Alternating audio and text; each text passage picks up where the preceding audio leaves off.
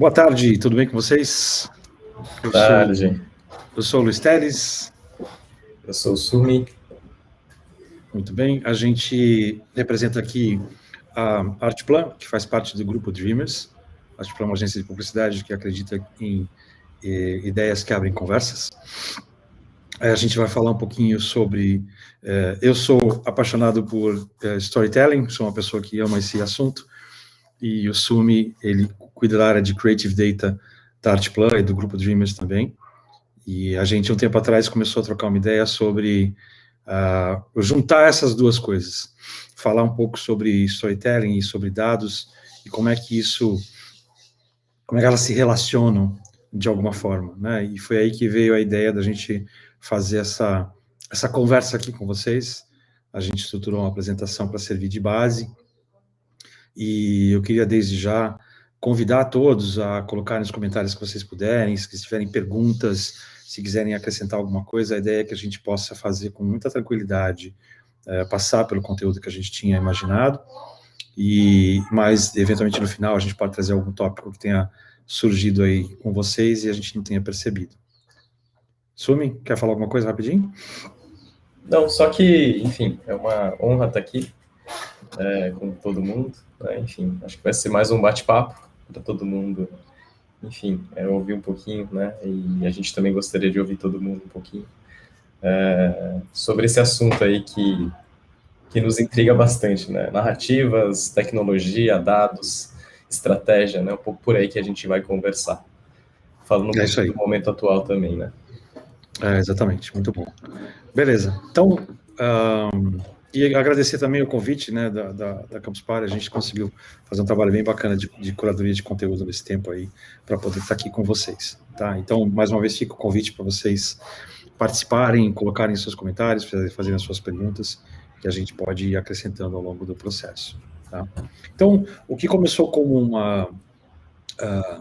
uma história de inteligência artificial mais storytelling, acabou na nossa conversa virando também uma conversa sobre o yin e yang dos dados, né, of data. Então, como é que essa relação, que tem tudo a ver, na verdade, entre a informação, o dado, a inteligência artificial e o storytelling, como é que essas duas coisas se equilibram, estão no mesmo espaço, e elas convivem, e elas, de uma certa maneira, estão impregnadas com cada uma dessas duas partes. E foi assim que a gente estruturou, então, essa conversa daqui para frente. Primeira coisa que eu gostaria de fazer, assim como toda a história que começa, é entender o contexto, entender o que está acontecendo nesse momento, e a gente achou importante parar para refletir coisas que nós estamos vivendo. Não é nada, não tem nenhuma novidade aqui, mas é esse primeiro exercício de olhar com calma e escutar o que está acontecendo por aí, que a gente tem visto. E a gente tem uma série de notícias que são muito assustadoras, a gente tem vivido isso nos últimos anos, nos últimos tempos. A gente tem muitas pessoas vivendo em estado de pobreza, são quase 700 milhões de pessoas em estado de pobreza.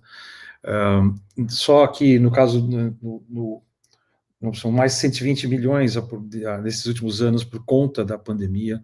Então, são dados que vão fazendo com que a gente pare para pensar um pouco em como é que é o estado das coisas que a gente está vivendo hoje. Tem um aumento de desemprego, especificamente dos brasileiros, ele já está atingindo 14,8 milhões de pessoas desempregadas. A gente tem vivido isso também no dia a dia, com o aumento de casos de depressão, né? Saúde mental passou a ser um assunto muito importante dentro desses últimos tempos de pandemia.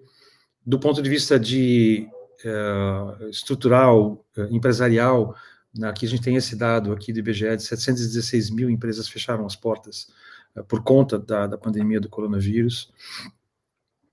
E, ao mesmo tempo, a gente tem umas coisas que são históricas e acabam se acirrando um pouco mais dentro desses últimos tempos, como é o caso dos sistemas de infraestrutura básica, como esgotos, né, esses sistemas sanitários, que continuam sendo não disponíveis para uma parcela significativa da população, estamos falando de quase 100 milhões de pessoas, né? Um outro aspecto do que a gente tem vivido agora é essa coisa da violência, especificamente falando da violência contra a mulher, o dado que a gente tem do Isto é Dinheiro, né?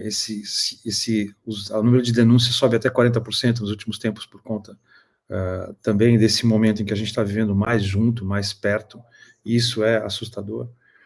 E no caso da educação, a gente tem essa questão que acabou, como eu estava comentando um pouco antes, trazendo à tona ou agravando uma situação que já era mais complicada com relação à educação básica fundamental. 40% dos brasileiros com mais de 25 anos não têm ensino fundamental, e a gente começa a perceber o quanto que esse momento está tendo um impacto muito negativo nessa base da educação que a gente vive hoje em dia.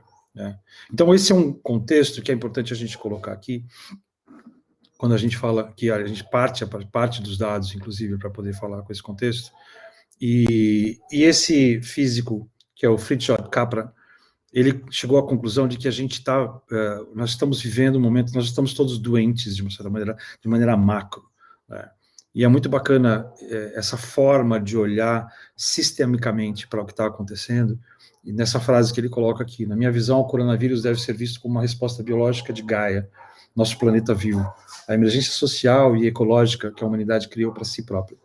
A pandemia emergiu de um desequilíbrio ecológico e tem consequências dramáticas por conta das desigualdades sociais e econômicas. Então, a gente se olhar dentro desse contexto, desse sistema, e perceber que tudo que está acontecendo tem sempre um processo de causa e efeito, e as coisas estão absolutamente interligadas, dentro desse momento que a gente vive. Sumi, quer comentar alguma coisa? Não, pode seguir. Beleza.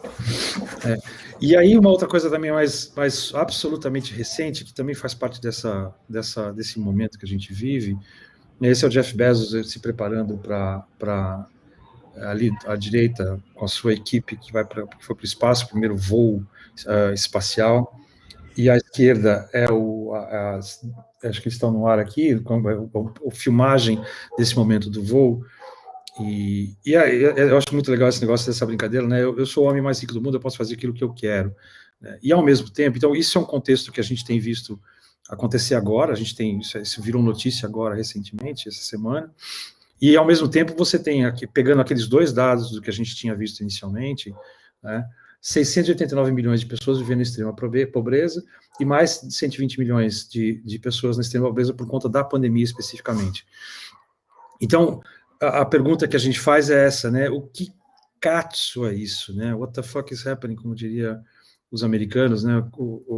Que loucura é essa que a gente está vivendo, onde você tem, por um lado, dados que são alarmantes do ponto de vista humanitário, e, por outro lado, você tem pessoas que, a princípio, têm recursos e poder de decisão para fazer alguma diferença dentro desse processo, e estão buscando uma coisa que não deixa de ter um componente de vaidade absolutamente grande, buscando outras fronteiras que, não desmerecendo todo esse trabalho espacial que pode ser importante, mas esse é o momento em que você necessariamente teria condição de olhar para outras coisas, além disso que está sendo, onde eles estão investindo todo esse dinheiro. Né? Então é muito alarmante essa história. Faz sentido isso? Essa discrepância, né? Essa diferença de olhar para tudo o que está acontecendo dentro desse processo, na nossa opinião, não faz sentido. Isso parece que tem alguma coisa diferente que a gente pode fazer justamente para começar a mudar essa realidade que a gente vive agora. E pensando historicamente, a gente já passou por momentos parecidos com esse, que a gente, lógico que dentro de proporções diferentes, mas como seres humanos, como humanidade, historicamente, a gente já passou por alguns momentos como esse que a gente está vivendo agora, e como foi, né, a peste bubônica lá no século XIV, 1346 a 1356, que matou milhões de pessoas na Europa. Em 1755, o terremoto de Lisboa. Depois a gente teve, em 1883, a erupção de Krakatoa. São momentos muito pontuais da história que tiveram um impacto muito grande naquela realidade local específica, né, e o que a gente foi vendo depois, na realidade que veio depois desse evento, né? Houve sempre um rearranjo, uma reorganização. E, logicamente, quando a gente pensa em 2020, a gente pensa em tudo que aconteceu com a pandemia, com Covid, como um desses marcos que envolvem a população conhecida desse tempo, dentro de um mesmo desafio, de uma mesma crise, de um mesmo problema, de um mesmo evento histórico, que tem consequências muito grandes e muito fortes e muito profundas, em todas as pessoas que estão compartilhando desse mesmo planeta, né? Então, o que tem em comum dentro desses eventos históricos é isso que eu comentei. Depois que eles acabaram, a humanidade se refletiu e se desenvolveu para um outro patamar, em vários sentidos, tanto no sentido da medicina, depois da peste bubônica, as coisas que se aprenderam, né, ali durante aquele processo de entender o que estava acontecendo, do ponto de vista de infraestrutura depois do terremoto, e economicamente outras alternativas foram aparecendo, ou seja, socialmente esses momentos causaram mudanças e evoluções depois que eles todos aconteceram, né? Então tem sempre o lado complicado, mas a história nos ensina que depois desses grandes picos de crise mais aguda, existe uma reação, existe um momento de reorganização, né? E eu acho bacana a gente pensar nisso. Nós estamos agora, em 2021, começando justamente um desses momentos de reorganização a partir dessa crise que a gente viveu no ano passado e que a gente continua vivendo até hoje, né? Então, é bacana a gente pensar nesse restart, né, nesse novo começo, nessa forma, nesse novo olhar, a partir disso tudo que a gente está aprendendo, que a gente está vivendo com essa crise. Certo, Sumi? É isso aí. Então, assim, acho que nem tudo é sombra, né? Acho que a gente está nesse momento, né? A gente entende que existem movimentos pendulares, né? E aí, a partir de um momento de crise, né? Como de pico ou de vale, né? Dependendo de como a gente vê, né? É um pouco dessa proposta que a gente traz hoje, né? E aí, tentando conversar muito com a temática, né, da Campus Party, que é essa proposta de fazer um reboot, né, um restart, né? E se puder passar para o próximo slide, o Teres, por favor. A gente recorre, né, enfim, um pouco à ancestralidade, né?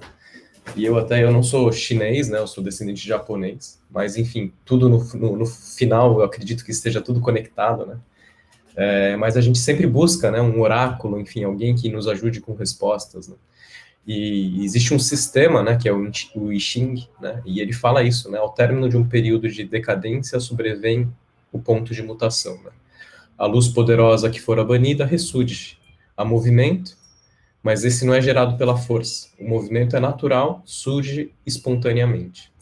Por essa razão, a transformação do antigo torna-se fácil. O velho é descartado, o novo é introduzido. Ambas as medidas se harmonizam com o tempo, não resultando daí, portanto, nenhum dano, né? Então, o I Ching é interessante, né? Algumas pessoas podem pegar isso e levar para um lado um pouco mais místico, né? Enfim, de não ciência, mas para mim a visão é o contrário, né? A visão do I Ching é exatamente propor um equilíbrio, né, entre o lado mais racional, o lado mais intuitivo, né, o lado mais mecânico, o lado mais integralista, holístico, né, e isso está aí presente, né, há muito tempo, né, enfim, na nossa ancestralidade, como eu falei, de certa forma está gravado no nosso DNA, né, e o que esse método propõe, né, é quase como uma série de perguntas, né, através de uma linguagem muito poderosa e simples, né, onde você aprende a reconectar com os significados, né, e muitas das vezes esses significados estão dentro da gente, né, e o I Ching ajuda a gente, enfim, a buscar isso, né, de volta. Pode passar, por favor. Eu gosto muito desse ponto, a palavra que eu estava procurando é esse ponto de mutação, né, que é exatamente isso que é o momento que a gente está vivendo agora. Exato. E eu acho que, assim, a simbologia mais, né, conhecida do I Ching, enfim, do Yin e Yang, né, essa daqui, esse símbolo, né. Então, felizmente, a gente tem, né, essa sabedoria ancestral. E quando a gente vai entender um pouquinho da linguagem, né, do I Ching, próximo slide, por favor, Thales. É interessante, né, porque ele passa quase como por 1 e 0 também, né, assim como a tecnologia digital, né, porque o que significa, na verdade, isso aqui é toda a base da linguagem do I Ching, né? O traço contínuo, ele significa o Yang, né? e o traço que ele é interrompido, ele é a força do yin, né? Se as pessoas forem, talvez, generalizar, aqui no lado, né, contínuo é mais a força masculina, o mecânico, o racional, e a parte da direita é mais, né, a lua, enfim, a força feminina, a intuição, né, esse olhar mais holístico, integrativo, como eu falei, né? E a partir disso, né, eles começam a criar um sistema de trigramas e hexagramas, né, que daí servem como uma grande referência para a gente pensar nos significados das coisas, né? Pode passar, por favor, Thales.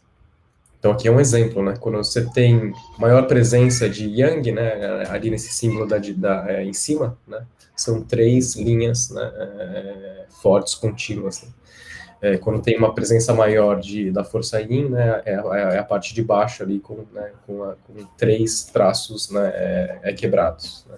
E a partir dessa linguagem, né, a gente passa, né, por movimentos pendulares, né, onde essas energias estão sempre se equilibrando, né, e isso, né, enfim, dita, enfim, um pouquinho de como, né, o mundo segue, né.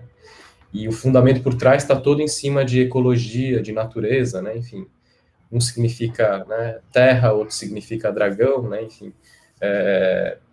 e a partir disso, né, enfim, a história vai se contando, né. E aqui, né, então acho que a gente passou por um momento, né, muito patriarcal, né, muito paternalista, patriarcal, mecânico, capitalista, né. Eu acho que foi importante, né, racional, né, isso foi sempre isso, né, as duas coisas se compõem, né, mas enfim, foi importante a gente passar por isso, e agora a gente vê, né, que existe, né, enfim, vários movimentos, né, de volta, né, e de tentativa de encontrar esse equilíbrio, né, e uma força mais integrativa, mais holística, mais feminina, né, enfim, revolução feminina, né, são coisas que a gente está né, vivendo agora, né. Então, é um pouco disso, assim, que a gente está propondo aqui, né, esse próximo slide, né, a gente está querendo reencontrar esse equilíbrio, né.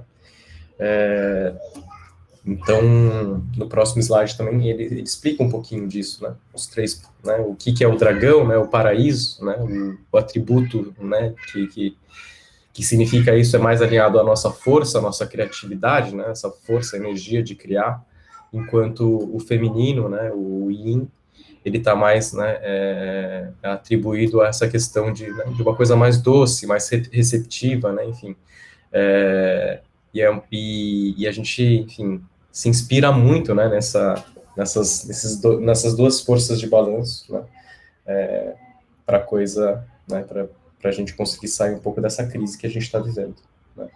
E é importante sempre lembrar, né, Sumi, que você é uma evolução e é uma transição, e assim, ela não é binária, né, quer dizer, ela compõe um pouco dos dois o tempo todo. Acho que essa que é a coisa bacana também desse processo, né.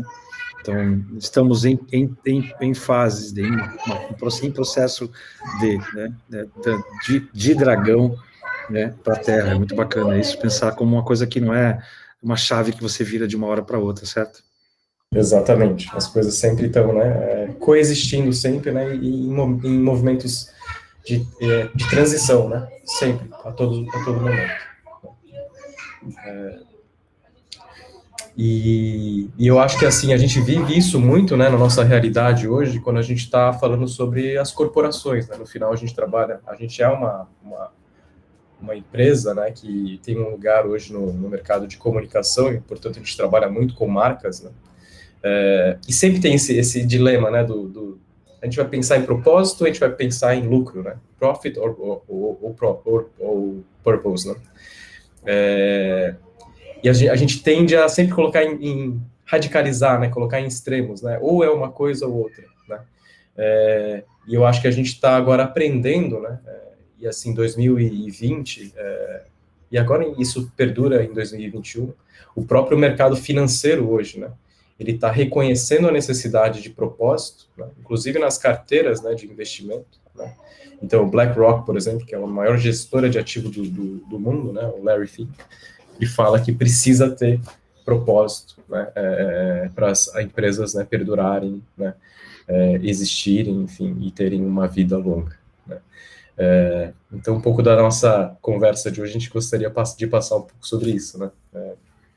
E pensando nessa coisa das empresas, pensando nisso que o Sumi falou, a gente vai ver um gráfico que mostra que existe um equilíbrio possível entre o resultado e o impacto, né? Ou seja, o propósito.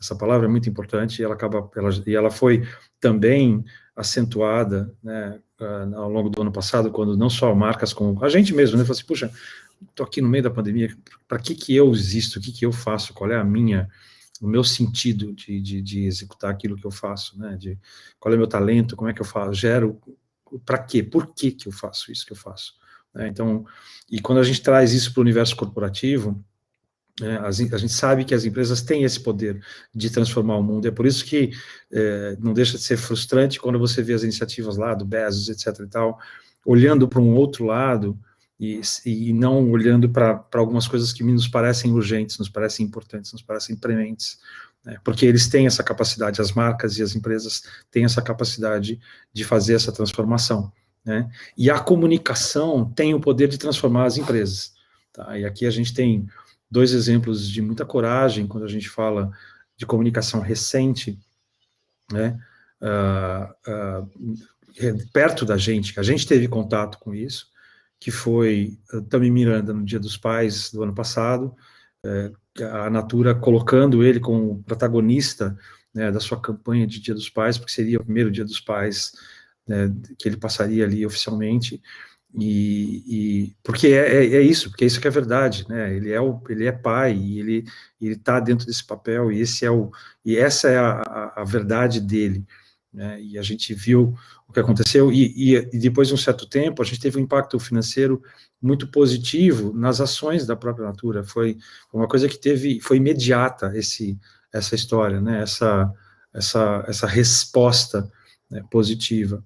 Então isso se dá através da comunicação, como o Sumi falou, se dá através da linguagem, se dá através dessa coragem de colocar para fora esse intuito, esse propósito para conseguir mudar, né? E aqui, ó, à direita, uma reportagem da Folha de São Paulo dizendo por que ESG, né, que são essas empresas que estão preocupadas com o ambiente, né, o meio ambiente, com o social e com a governança dos próprios recursos para gerar impacto, por que elas estão se tornando, né, isso é um critério de avaliação de qualidade com relação às empresas, quando elas são consideradas no mercado financeiro. Então, e isso acontece todos os dias, né, se eu tenho duas marcas onde eu posso investir, e uma delas está preocupada com isso e a outra não, a tendência das pessoas tem sido cada vez mais de escolher aquela que está preocupada com esses três aspectos, né, com o aspecto socioambiental, com o aspecto social, né, e com o aspecto de governança dos seus próprios recursos e dos recursos que são recursos de todos. Então, são duas formas da gente tangibilizar como é o poder dessa história, que está muito vinculado às empresas, às marcas e a partir e através da linguagem e da comunicação. E isso também refletindo uma mudança que acontece hoje, né, na forma como a gente se relaciona, tanto com a informação como com toda uma cadeia de valores, certo, Sumi? Exato, desculpa, demorei para mutar aqui, então a gente pegou aquela imagem icônica, né, do Bezos lá atrás, né, e, enfim, não que seja, né, uma grande crítica a ele, enfim, né, enfim, ele faz o que ele quiser, né, enfim, ele empreende o que ele quiser, mas a gente tem uma evolução que a gente está passando agora, e acho que está todo mundo ouvindo falar de bitcoins agora, né, fundos de criptoativos e criptomoedas. Cara, por que essa coisa está bombando tanto assim, né? Porque, de fato, é algo que a gente precisa prestar atenção, e que, de fato, ele está dando um update aí no sistema, né?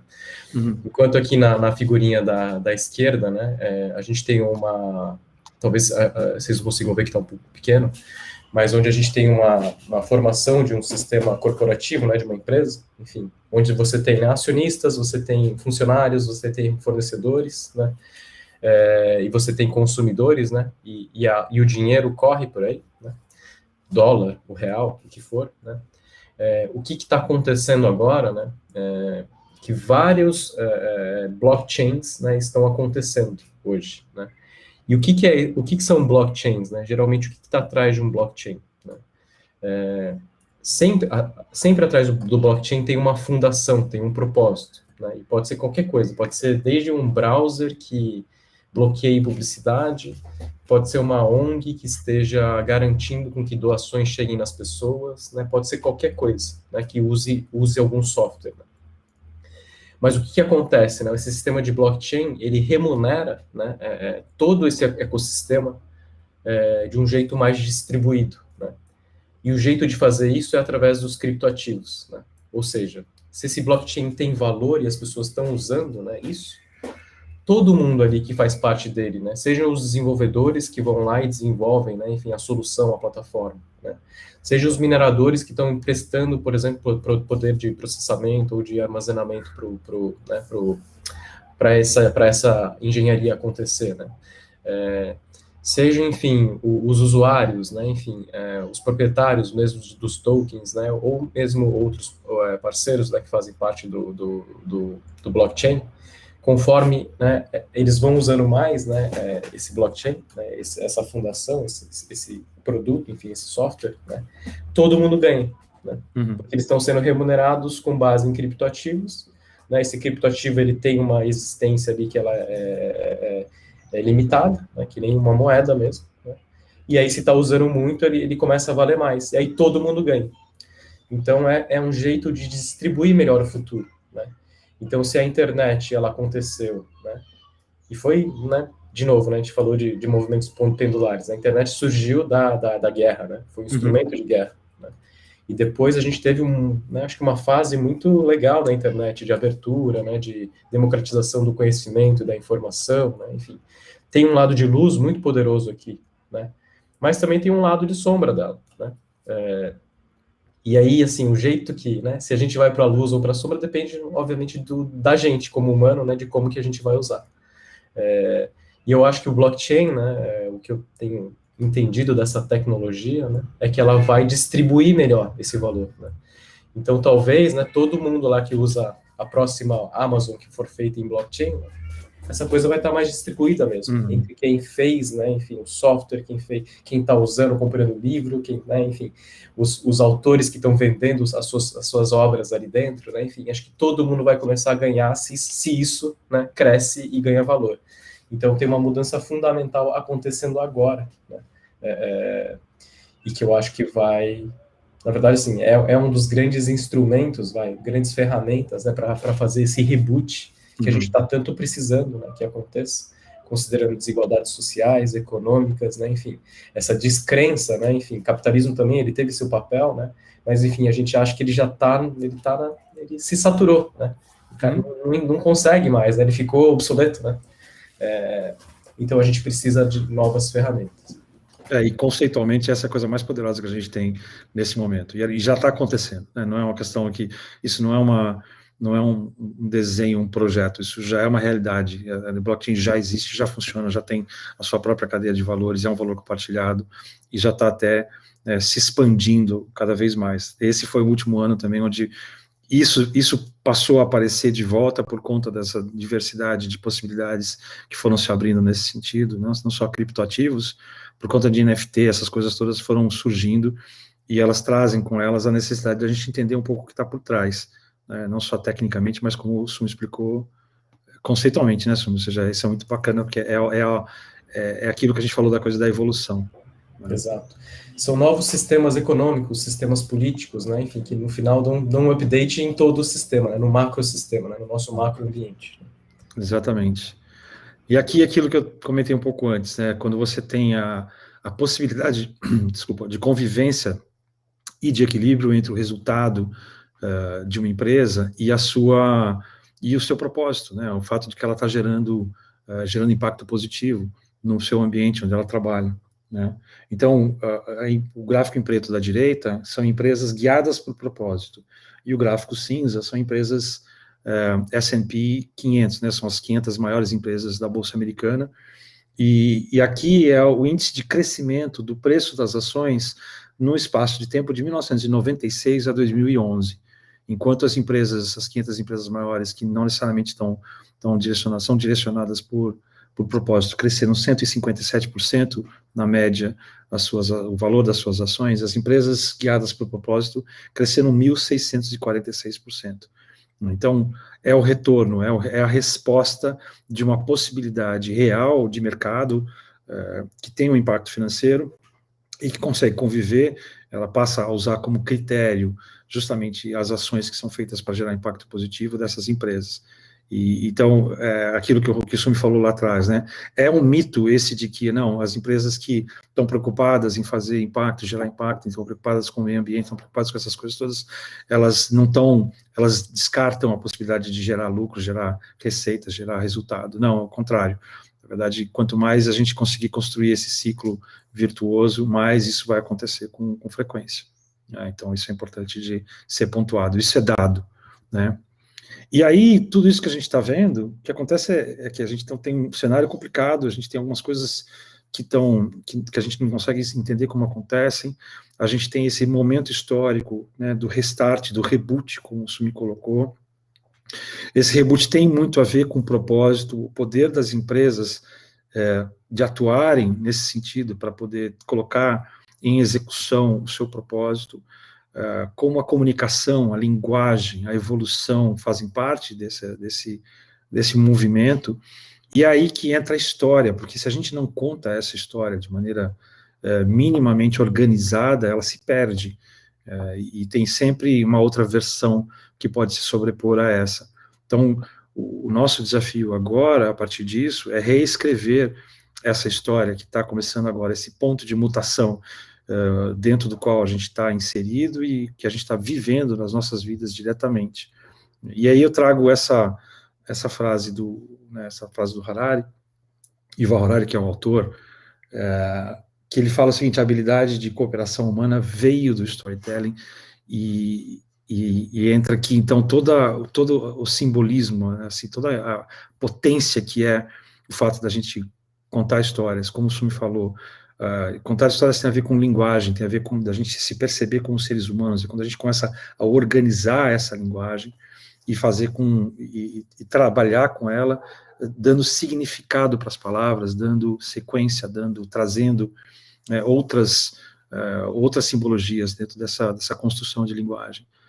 E o Harari, eu tive a oportunidade de também ver uma palestra dele esse ano no South by Southwest, e ele colocou uma coisa que eu achei muito importante, muito interessante para a gente sempre refletir, que é o nosso papel como comunicadores, e principalmente dos cientistas, das pessoas que têm a informação, que têm os dados. A gente vive num mundo, como a gente viu lá atrás, os dados, muito complexo, onde tem muita coisa acontecendo ao mesmo tempo.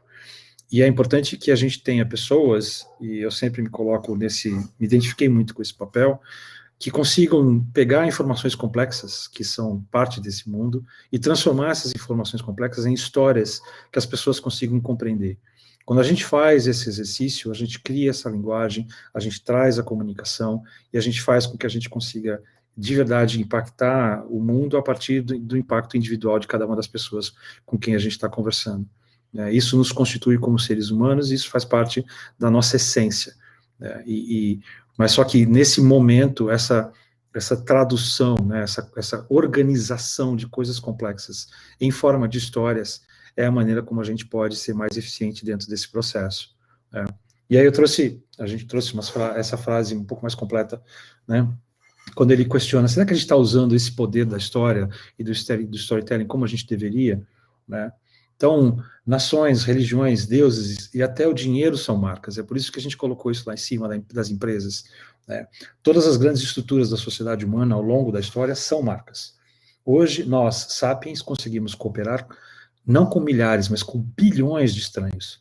Se pensar em nações como os Estados Unidos e China, ou a rede global de comércio, são pessoas que não se conhecem e ainda assim podem colaborar para produzir uma camisa ou fazer uma conferência pela internet.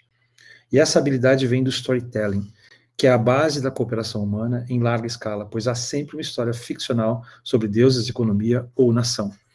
Então é muito bacana como a gente faz essa conexão entre a capacidade das empresas que são marcas, né, e o poder da gente conseguir, a partir das histórias, começar a transformar tudo isso, começar a fazer com que isso gere impacto nesse mundo, nesse momento de mutação, de ponto de mutação que a gente está vivendo, né?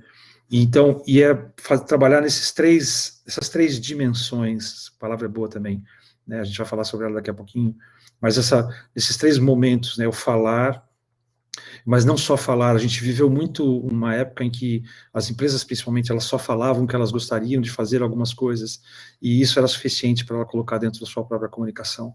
Agora, a gente já tem uma expectativa e uma cobrança, vamos chamar assim, e uma atenção especial para fazer. Não basta só falar, a gente tem que ter essa mesma atitude acontecendo na prática, né? Ela sendo efetiva, ela gerando ação, né? E um terceiro momento, você tem empresas, então, que passam a ser dessa forma. Então, é uma linha evolutiva. Primeiro eu falo, olha, eu deveria fazer isso, eu faço isso e eu sou assim, como marca, como empresa. E isso a gente pode levar para a gente mesmo, né? O quanto que a gente não consegue também usar esse tipo de atitude para a gente. E o que a gente está fazendo aqui é justamente construindo essa linguagem através dessa conversa que a gente está tendo com todos vocês. Mas essa mudança na forma como as empresas olham para o mundo, principalmente quando a gente trabalha com propósito, é importantíssima, e é uma mudança radical que faz toda a diferença. E elas não só falam, elas começam a fazer, e a partir de um certo momento elas passam a ser essencialmente aquilo que elas estão falando e o que elas estão fazendo. E tem uma frase, então, nesse sentido que a gente traz do Gandhi, que é ser a mudança que queremos ver no mundo. Hoje, mais do que nunca, a gente tem sentido uma demanda, uma convocação para fazer essa mudança, cada um de nós, né? Então, não é simplesmente ficar parado, observando e falando. Assim, não, se eu quero alguma coisa acontecendo, por que eu tenho que fazer parte dessa mudança? Eu tenho que sair, ir para a rua, ir para onde quer que seja, para poder fazer essa mudança, ir para a Avenida Paulista, e fazer essa mudança acontecer agora, porque é uma mudança que ela demanda, né, essa coordenação, e ela demanda esse esforço físico, além de simplesmente esse pensar e esse falar. Então, isso é muito importante, e a gente trouxe a frase do Gandhi para poder ilustrar justamente essa mudança de atitude, né? E uma coisa importante que a gente tem visto aqui, e que faz parte da estrutura do storytelling, é justamente isso, é entender o contexto, é olhar para essas situações, é olhar quem são, né? Quando a gente pensa na estrutura básica de uma história, você tem sempre um personagem, você tem uma situação de desejo, alguma coisa que deveria, um objetivo que deveria ser alcançado, e tem um obstáculo no meio desse caminho. Então, o entendimento desses elementos é o entendimento desse contexto. E a gente vai ver agora, a partir de uma análise um pouco mais olhando para os dados, como isso se reflete na maneira como a gente usa informação e dados hoje em dia, né? Como é que esse contexto aparece, né? E eu faço essa conexão agora com os dados, como é que os dados entram dentro desse processo, como é que os dados contam histórias. Sumi, fala pra gente. Então, e quando a gente estava pensando um pouco na temática, né, a gente teve esse estalo, né, basicamente o que a gente está falando aqui, 80% é sobre narrativas, né, e não sobre tecnologia, e não sobre dados, né, e esse olhar um pouco mais humanizado, né, que a gente está propondo. Então, acho que a gente não precisa de mais dados, né, a gente já tem os dados suficientes, né, agora. Né, Google, Facebook, a própria Amazon do Bezos, né, enfim, as grandes empresas do mundo, né, elas já estão coletando muitos dados, né? E às vezes a gente fica querendo entrar numa corrida para ter mais dado ainda. Eu acho que as fontes são diversas e são cada vez maiores, né, Sumi? Exatamente. Eu estou lembrando de uma conversa que a gente teve também recentemente, que era sobre o corpo hackeado, né? Então, não só dados que são dados que a gente gera ao interagir com esses dispositivos, mas a gente está com coisas coladas na gente, a gente está vestindo coisas, a gente está circulando, a nossa temperatura está sendo medida. Então, cada uma dessas pequenas alterações do nosso cotidiano gera informação e gera dados que podem estar armazenados localmente, mas, em via de regra, eles estão em algum lugar fora do meu próprio corpo, fora dos meus próprios dispositivos físicos comigo, né? Exatamente. E isso, assim, no nosso dia a dia de trabalho, né, às vezes a gente chega numa reunião, assim, putz, né, a pessoa quer saber, né, abre o dashboard, preciso saber, quero mais dados, né, o que está acontecendo. E a gente não se faz perguntas, né? Então, a nossa provocação aqui é essa, né? A gente também não precisa de mais dados, a gente não precisa de mais tecnologia, né? A tecnologia está aí, tem tanta, né? Enfim, Amazon, o próprio Google, né, em relação à estruturação de dados, todos eles têm sistemas, né, enfim, de data warehouses, enfim, sistemas de inteligência artificial já embutido por trás, onde você vai conseguir fazer predições, né, prescrição, enfim. Os sistemas todos já estão desenvolvidos. Óbvio que eles estão sempre, né, em evolução, mas eles estão todos aí, né? Eles existem, né? A gente precisa aprender a fazer pergunta, né? Acho que antes de qualquer coisa a gente precisa aprender a fazer pergunta, senão a gente vai sair levantando dado e contratando ferramenta e contratando mais dashboard e mais não sei o quê, e a gente vai ficar perdido no meio de tudo isso, né? A outra coisa que a gente sempre fala, né, os data sources mais importantes que a gente tem são as pessoas, né? A gente não pode deixar de esquecer, né, que a nossa cabeça, né, a nossa mente, o nosso coração, né, são engenharias, né, são sistemas, né, enfim, a gente tem um HD, né, aqui, a gente tem uma memória RAM que está ajudando a gente a processar a nossa memória curta, né, a gente tem uma memória cache ali que é ainda mais rápida, né, para fazer as sinapses na cabeça, né. Isso é um sistema muito avançado, né, muito avançado que a gente tem. E a gente tem que aprender a ouvir, né, ouvir o outro, né, e ouvir a nós mesmos, né. Tem aquela frase, né, que a gente entra numa reunião, cara, e a gente não está escutando o outro, né, para entender o que o outro está falando. A gente está escutando o outro para responder, né? Você já quer responder já a pessoa, né? Às vezes você corta a pessoa no meio, né? Ela está começando a falar uma coisa, você já fala, não, mas isso daí, tipo, não concordo, né? Cara, como você quer mais dados se você não sabe, não está nem parando para ouvir, né, a pessoa que está do teu lado, né? Quando você faz um call, né? Entre duas pessoas já é difícil, imagina, né? Entre 10, entre 20, né? Então a gente precisa ouvir, né? Parar um pouco, né? Respirar, né? Aprender a parar para ouvir, né? E escutar. A gente tem tido algumas sessões, né? Enfim, de consultoria aqui, e são momentos que a gente para repensar o futuro do negócio, enfim, o que a gente quer, né? E a gente é sempre provocado pela Olga, né, que é uma pessoa que ajuda a gente, assessora a gente, que faz essa consultoria para a gente, ela sempre fala dessas 3 perguntas, né? Tudo precisa ser sempre, né, um aprendizado contínuo, né? Em japonês fala kaizen, né? Então, o que funcionou, o que não funcionou, só que não pode ficar só, né, nessa energia do que não funcionou, né? Às vezes você entra na reunião, fala, puta, isso aqui não tá certo, isso aqui não vai dar certo, o que você falou lá, cara, eu não concordo, não é isso. Né? E a gente esquece de puxar a energia, né, para a luz, né? O que então se presente faria funcionar? Qual é a tua proposta? Né? E aí a gente entra nesse lugar de alta performance. Né? Não adianta ficar remoendo muito, né? Usar o dado ali para ficar vendo o que aconteceu de errado, né? Não. Ok, a gente escuta o dado, o que está acontecendo, né? E a gente tenta trazer luz em cima disso. Né? Então, o que se presente faria funcionar. Né?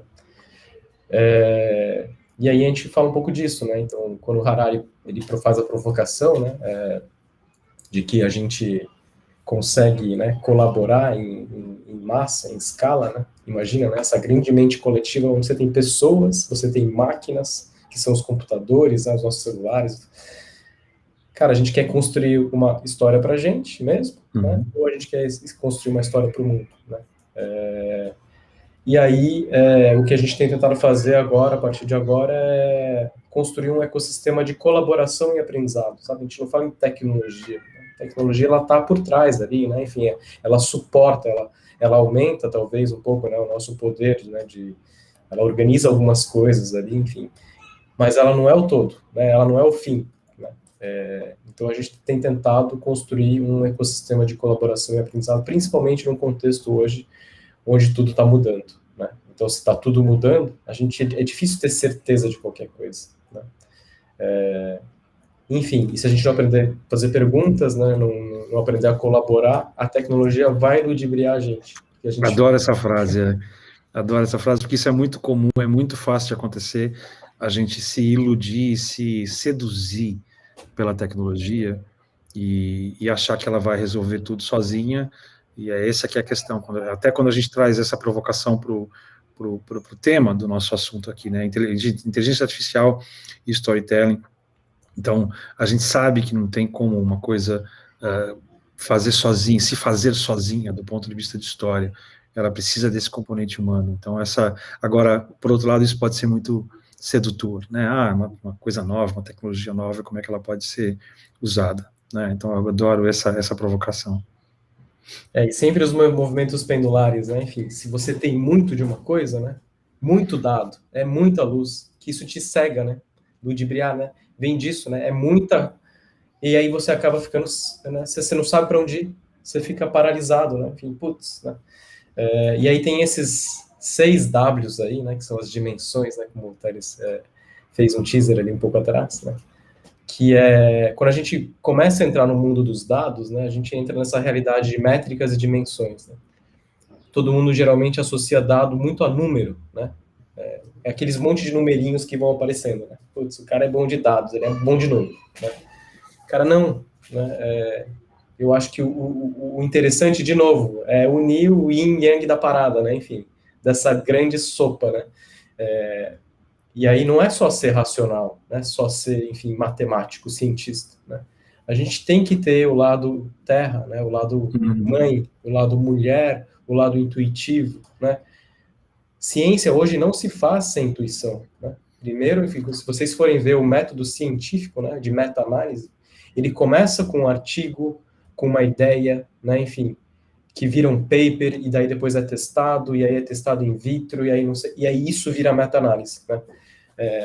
Então, assim, tudo começa com uma hipótese, né? E geralmente essa hipótese, ela vem, né, de uma intuição, né? Que está dentro da gente, né? A nossa vivência, a nossa ancestralidade, o nosso DNA, tudo isso está embutido nesse processo, né? Nesse grande processo, nessa magia que acontece, né? Dentro da gente e no mundo, né, e nos processos colaborativos. Né. Então, métricas aqui, como eu falei, né, enfim, são geralmente números, né, 1 milhão de alguma coisa, 1 milhão de clique, 2 bilhões de receita, enfim. E dimensões, né, quem clicou? Né, o clique é interessante, né, porque é uma das métricas mais antigas, né, dessa digitalização que a gente está vivendo. Né. Desde ali do Alta Vista, né, enfim, do Lycos, né, GeoCities ali, quando a gente começou conseguir publicar sites, e depois o Google, né, e aí o Google, né, foi um dos grandes movimentos de expansão, né, onde você mensurava clique, né, as pessoas estão interessadas no anúncio, estão clicando, e a gente sempre mensurava clique. Hoje as pessoas estão clicando dentro do Free Fire, né, para fazer alguma ação, as pessoas estão clicando para doar dinheiro, né, enfim, o clique ainda continua sendo uma métrica bem interessante, mas quando você começa a perguntar quem clicou, por que clicou? Nossa, quem fez essa doação? Foi o Elon Musk ou foi, sei lá, uma senhora, né, que mora na Rocinha? Você começa, né, é diferente, né? Aí começa a ficar legal, né? Aí começa a ficar gostoso, né, essa análise, né? E para a história, o que importa, a métrica não conta a história, as dimensões contam a história, né? É esse contexto da pessoa, quem é o personagem, em que mundo ele vive, qual é o mundo ficcional ou o real, mas qual é o contexto, né? Qual é a motivação que ele tem, ou seja, é aí que a gente consegue de verdade fazer o cruzamento entre a informação, né, que é essa dimensão, e é ela que gera a atenção, que nos faz ficar interessados numa história. Então isso para a gente também é mais legal. Exatamente. Então é isso que, né, a dimensão, essa palavra tão bonita, né, a dimensão, a primeira, a segunda, a terceira dimensão, a quarta dimensão, ela é o tempero da métrica, né, é o que traz o borogodó para a história. Né? Então, a gente tem visto, né, às vezes a gente entra em algumas reuniões também que as pessoas só estão falando números, né, cara, vendeu menos, vendeu mais, caiu a taxa de não sei o que, taxa de conversão. Cara, você parou para pensar nas dimensões para você entender melhor o que está acontecendo? Quais são as perguntas? Né? Quem deixou de comprar? Né? Quem deixou de clicar? Né? Por que será que a pessoa não clicou? Em que momento a gente estava? Estava passando a Olimpíadas na televisão, talvez? A final do futebol? Pode ter sido por conta disso, né, que as pessoas não engajaram. Né?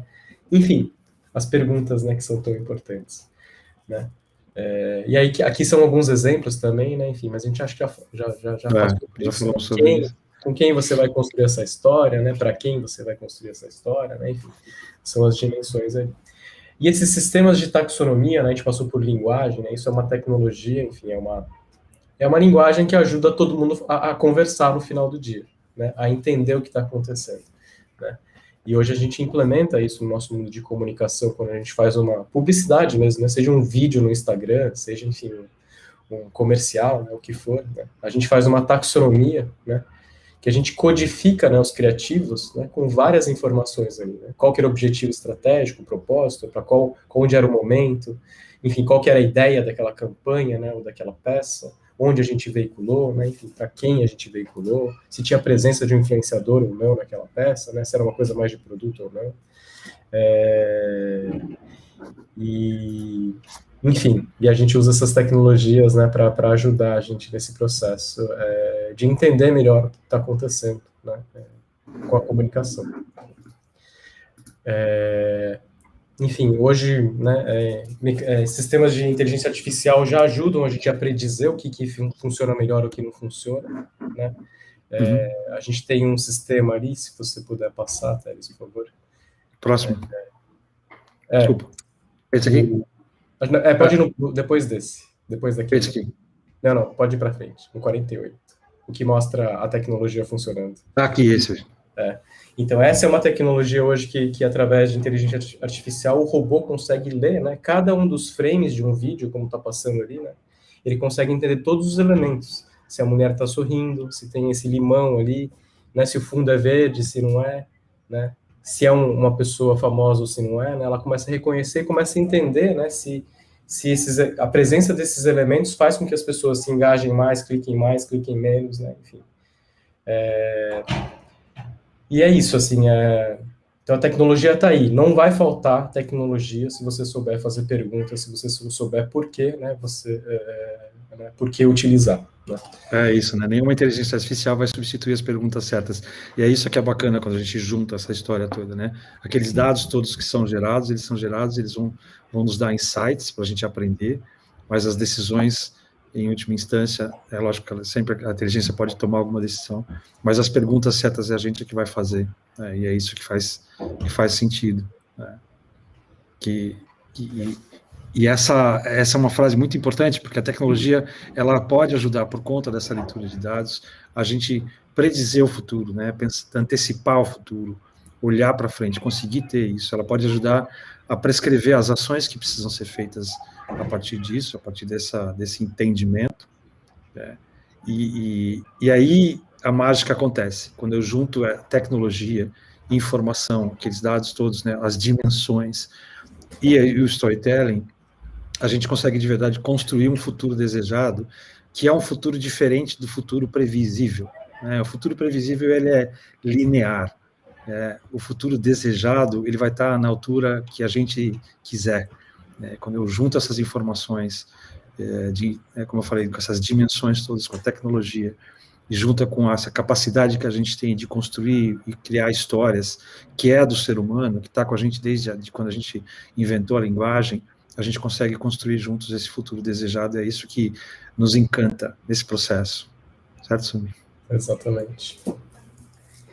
Então, para lembrar, né, o que a gente está tentando trazer aqui, né, como uma grande mensagem, talvez, para compartilhar, né, a gente sempre vai ter o contexto, né, a gente tem um framework que chama PESTEL, né, o que está acontecendo no âmbito político, econômico, social, tecnológico, jurídico, econômico, né?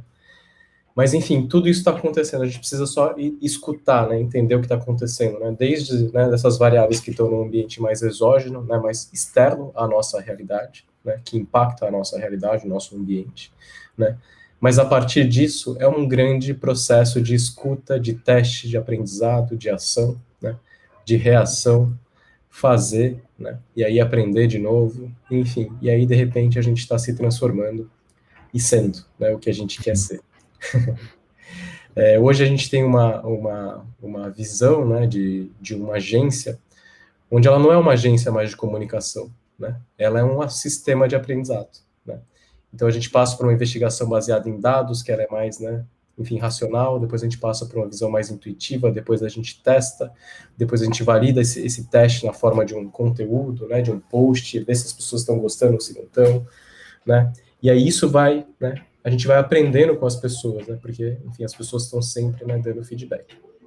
Muito legal. Então para finalizar, né, a gente botou alguns takeouts aqui, né, é pensar em quem, né, não como, né, pensa em quem antes, né, é pensar em perguntas e não em respostas, né? Testar hipóteses, né? Nunca ter certeza de nada, né? Não esperar nada de ninguém, né? Seja o exemplo que você quer ver no mundo, não adianta você reclamar e achar, né? Enfim, esperar das pessoas.